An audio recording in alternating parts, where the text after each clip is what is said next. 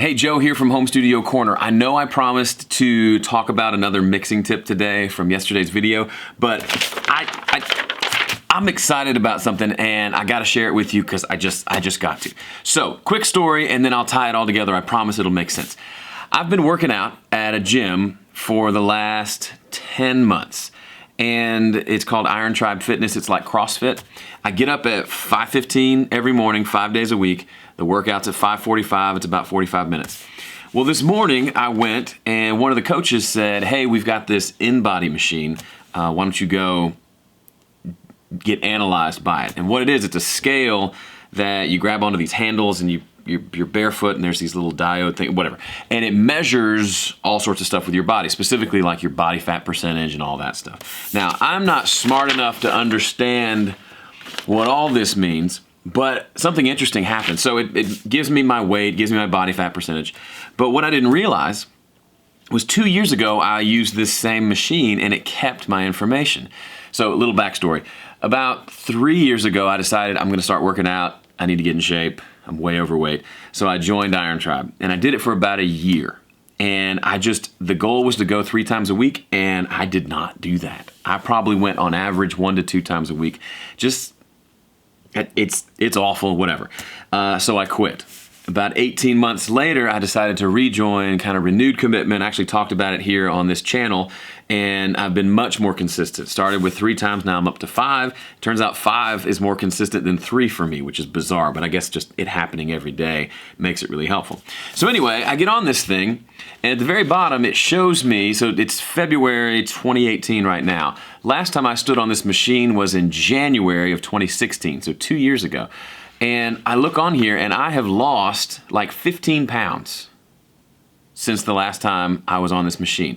My body fat percentage has gone down by like 9 percentage points, and then my skeletal muscle mass has gone up by 7 pounds or something. Anyway, I'm moving in the right direction. Now I'm currently not where I need to be. I still have at least 40 more pounds to lose.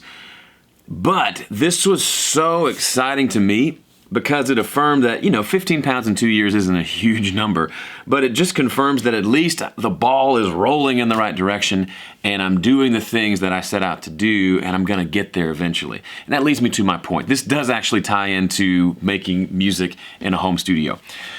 We all need goals, but I think we get confused as to why. So maybe your goal is just simply to make great sounding music in your home studio. For me, my goal was to get to a certain weight. But the thing about goals, and the point I want to make today that gets me really excited, is the goal is not really the point. The journey is the goal. Here's what I mean. If I set a goal to weigh a certain weight, it's not that I work my butt off and eventually I get to that number on the scale, and once I hit that number, I can stop everything and go back to eating cannoli and Skittles every night. Not together, but independently. That's not the point. I don't set that goal just so I can reach it and then I can stop doing all the things I did to get to that goal. I set the goal so that it would cause me to change the way I live, so that I would be a healthier person.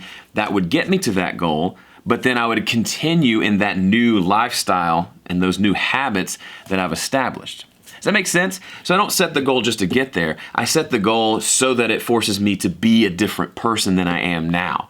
I want to be the kind of person who weighs that weight, because that means I am making healthy decisions. I'm not eating too much. I'm exercising the right amount, all those things. It's the same with music. If you set a goal to release a fabulous sounding album, then you have to, you're setting that goal so that you will have a lifestyle of creating music. You may not get there immediately. Just a few days ago, I posted a video where I showed you a song that I recorded in high school. That was half a lifetime ago. I was 17 when I recorded that. I turned 34 this year. Half my age was the first music I ever produced, and it's awful. And it has taken me 17 years to get to where I am now. Incidentally, last year I released 3 EPs, all of which, especially one of which, I feel like is the best music I've ever produced. Is it the best music in the world? No, but for me and on my musical journey, I've gotten to a point of producing something I'm really, really proud of.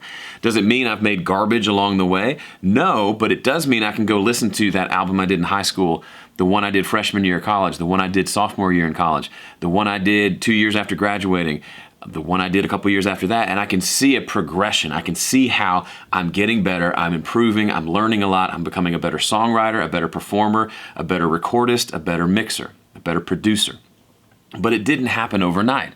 It wasn't like I set out to make that first record be the defining record of my musical career. It wouldn't have happened. I did not have the skill and the ability to produce an amazing sounding record then, but I did produce something. And then I did it again and again and again. It's like exercise. The first time I went into the gym, I hated my life. The workout this morning, I didn't love the whole thing, but it was actually kind of enjoyable because I've gotten to a point where I can do the workout without feeling like death. It's the same with music. The first project you produce, you're probably not going to be super thrilled with it. You can be proud of it, but you probably know that the one you do 3 years from now is going to be so much better, and it's going to continue down that process. So for me, like, a goal of releasing great music is fairly vague, but it puts me on a path of constantly writing new songs, recording them, and releasing them. I have a bigger goal to play Ryman Auditorium here in Nashville. To be the person who plays the Ryman, that means I have to be a person who is constantly making and performing good music. And that motivates me to keep making and performing good music. Whatever goal you have for yourself, the day you achieve that goal, if you were to rewind the year prior to achieving the goal and fast forward to the year after achieving that goal, those 2 years are going to look very similar because you will have similar habits in both. It's not something that you suddenly arrive at and then your life is forever changed. You change your life and you develop habits and disciplines and you consistently do the work so that you are on a path to achieve the goal. Then the goal just becomes like a rest stop. You're driving along, you're doing all the things you need to do, and then, oh, hey, I hit that goal. I'm not saying it doesn't take effort. I'm not saying it's really, really difficult. But what I'm saying is the goal, as helpful and useful as it is, isn't really the goal. The journey is the goal. If you don't tend to set goals or you don't have anything that you're striving towards, I'd encourage you to think through it. Leave a comment on this video and let me know where you're headed. What goal can you have that will put you on a path to live and do the things you want to do as you're striving to reach that goal? Set a goal to release an album this year.